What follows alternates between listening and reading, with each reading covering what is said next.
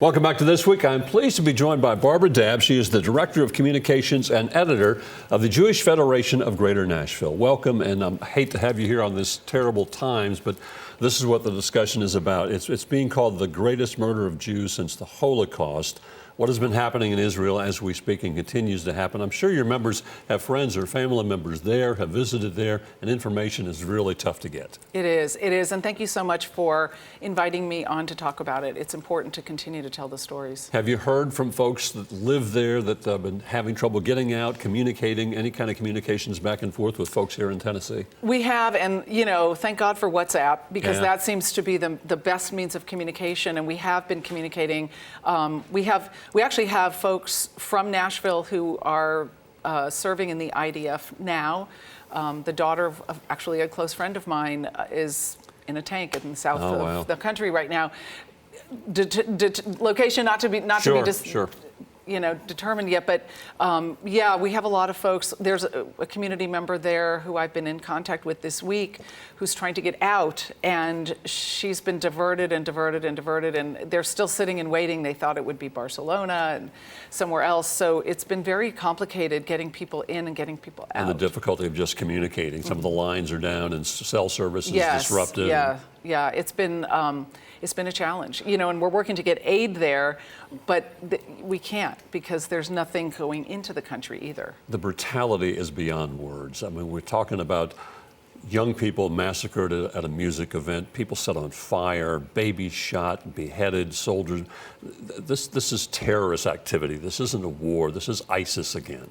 It is.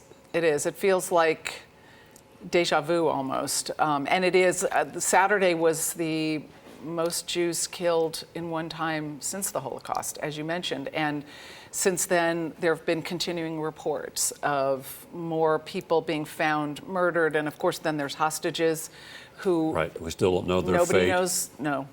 For several years now, unfortunately, there's been a rise of white supremacist anti-Semitic attacks. There's been bombing threats here in Nashville. 2017, there were several happening here. There were a couple last year.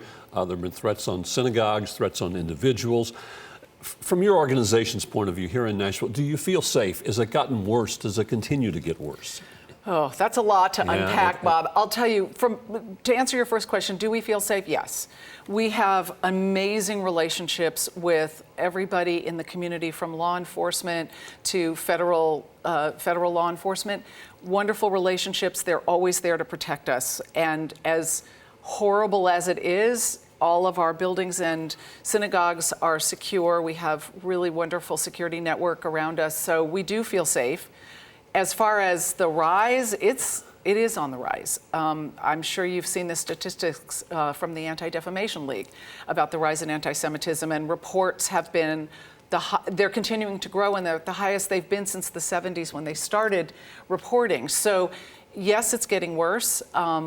We've seen as close by as the Franklin mayor's race. Right. We're following that very closely and working very hard to get leadership in our community, civic leaders, electeds, to join us in denouncing what's going on in that race, because it's just one more piece. We spoke with the governor, spoke with Chief John Drake. They are both very aware of what's going on. The governor said he is communicating, has or will contact every synagogue in the state.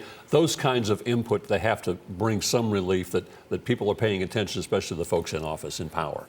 Yeah, and that's exactly what we're doing. What we're actively engaged in is calling on those people to be there for us and stand up with us, because the reality is, Bob, if the Jewish community isn't safe, really nobody's safe, because this hate extends beyond the Jewish world. It's homophobic, it's Islamophobic, it's anybody who isn't what they consider to be the mainstream. How important is it then that what happens in Israel is ceased, is that Israel wins over Hamas? Hamas can't win this. Well, yeah, absolutely. I mean, they're